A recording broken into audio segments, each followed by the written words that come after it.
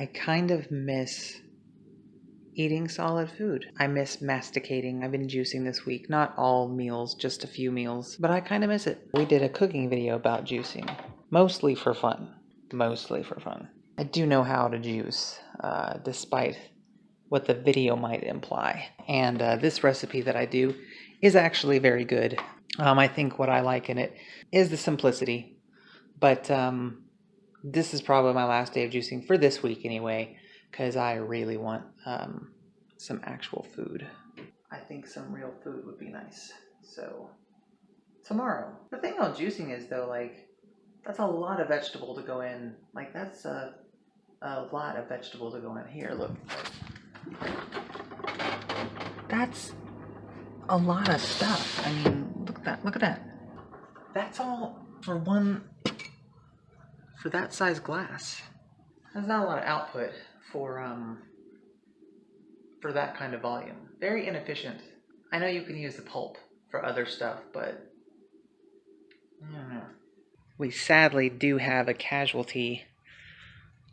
Right here used to be that rock mimicry plant, and it just went to mush. And I'm not overwatering that I know of, but with some succulents that really tends to happen. But I think, because you know my other succulents are doing pretty okay. I think I have a solution to that, though, to my overwatering problem, and I'll show you that later. I'll do a slight unboxing for you guys.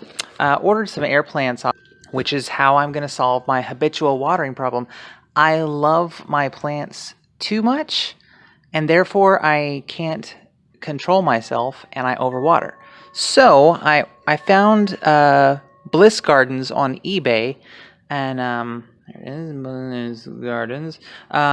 And for a mere $20, which is not too bad of a price, you get this spray. It's 2 ounces. It's some kind of fertilizer for air plants. So I don't know how long it'll last. I haven't fertilized any of mine. I already have some air plants. I just bought them from Target. Actually, I've got this little guy right here that I got from Target, which has grown considerably since I purchased it, and I guess I've had it for maybe 6 months, I'm not sure, before we moved here to California. And then I've got this guy, which was also from the same Target trip. This little guy is a split off from the one that I got from Target downstairs. Anyway, this is one of the homes I've prepared for the air plants here, and here's another home I've prepared for the other air plants. It's pretty big, just to give you like a size comparison. No. So those are the setups I have right now. I've got some candle holders for the wall.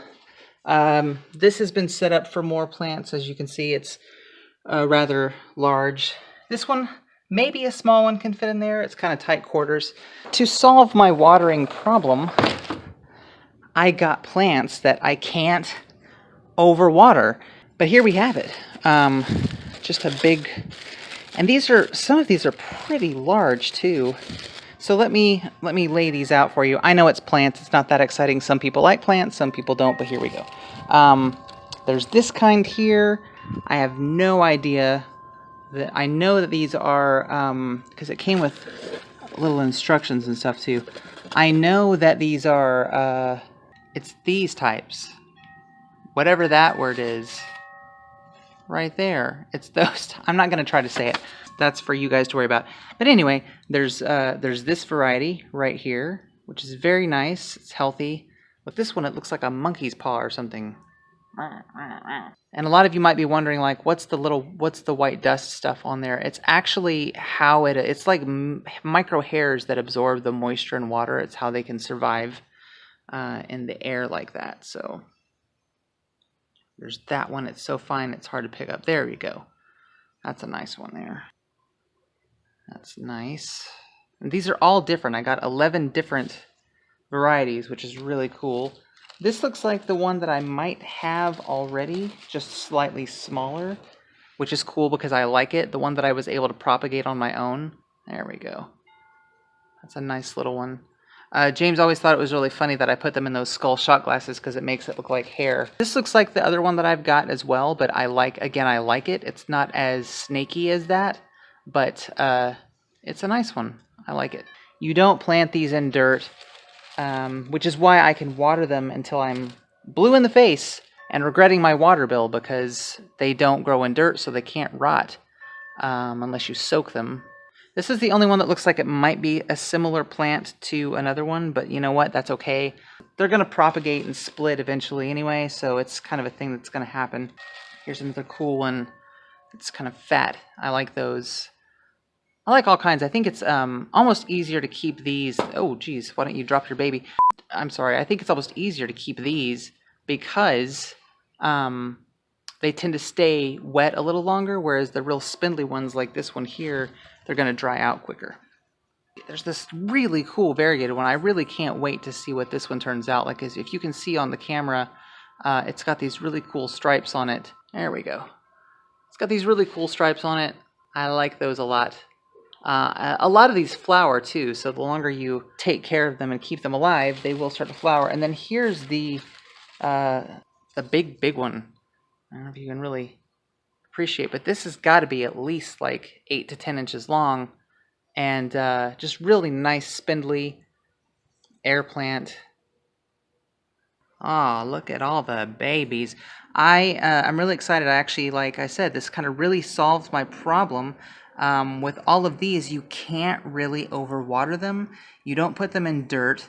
You just kind of give them a bath or spritz them down weekly, more than once a week if you want. In fact, I could probably water these every single day and it would be fine. It wouldn't hurt them at all.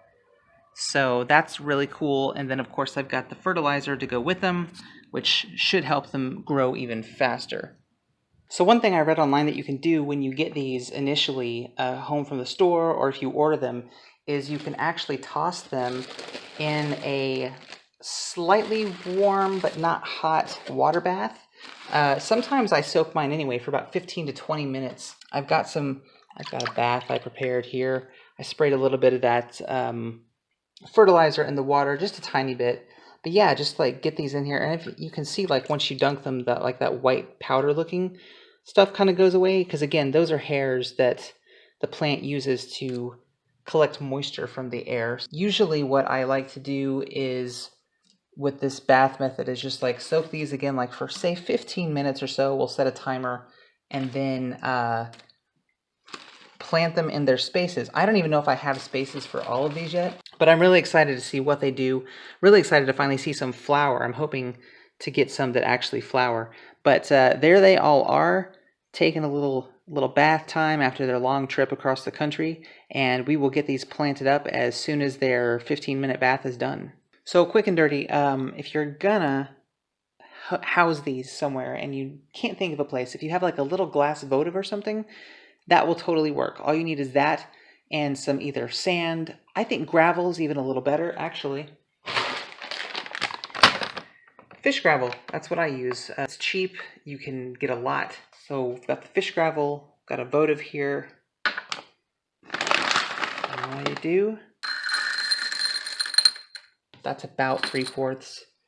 And then I like to make a bit of a depression. I'm going to take my large one here and just kind of wriggle it in. Let's see if that'll work. Usually it does. It doesn't take a lot to make these things stand up. Of course, I've never had an air plant quite this tall before, but I think that looks really good. So I'm going to go around and sprinkle in the air plants into the prepared homes that I have for them, and we'll see how it looks.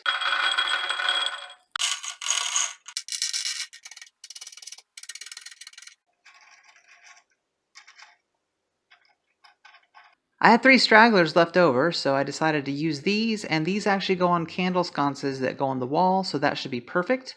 But the rest are in their homes, and they're not even permanent necessarily.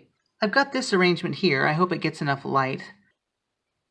And then this little jobby here looks pretty good. I've got that one underneath a rock to anchor it down. That one's new, and again, this little one's been in the same light over here for a while.